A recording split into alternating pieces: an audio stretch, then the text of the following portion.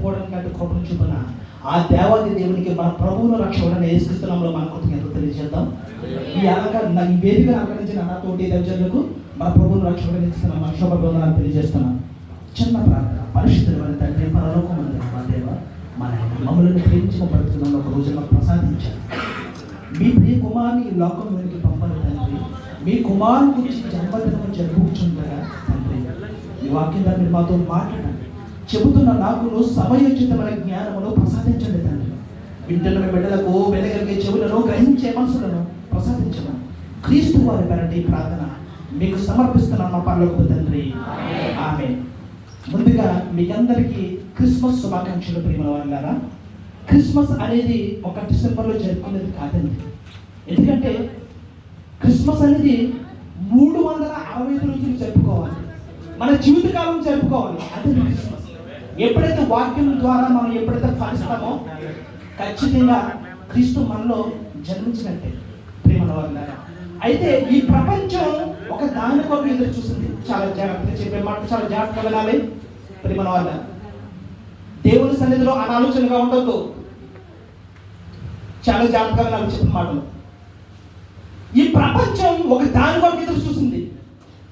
ఒక వ్యక్తి, ఒక అభిమాని నా హీరో సినిమా ఎప్పుడు రిలీజ్ అవుతుందని చూడడం మనం చూసాం. ఒక అభిమాని ఒక హీరో సినిమా ఎప్పుడు రిలీజ్ అవుతుందని ఎదురు చూపులు మనం చూస్తాం. ఒక అభిమాని తన హీరో కొరకు రాక కొరకు ఎదురు చూస్తాడు.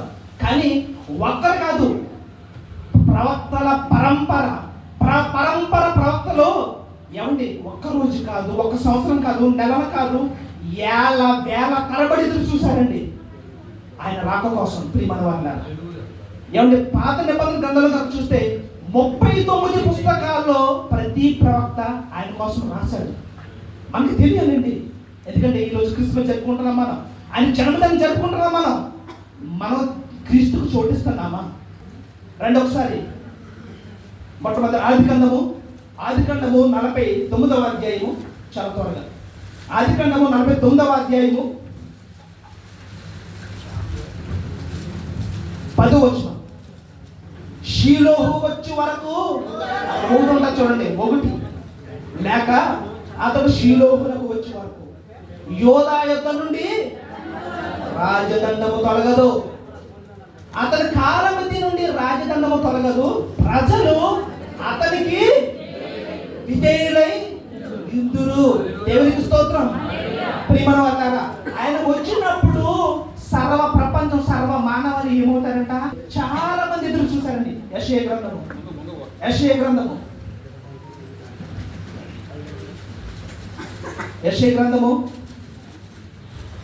7వ అధ్యాయము 14వ వచనం. కాబట్టి ప్రభువు తానే యొక్క సూచన మీకు చూపును, ఆలకించుడి.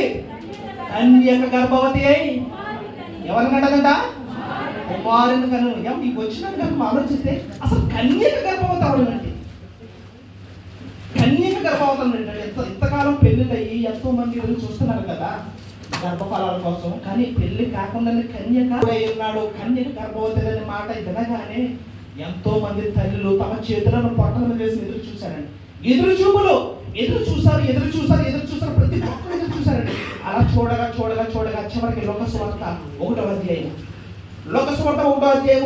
28వ వచనం. లోకసువార్త 1వ అధ్యాయము 28వ వచనం. ఆ దూత లోపలికి వచ్చి ఆమెను చూసి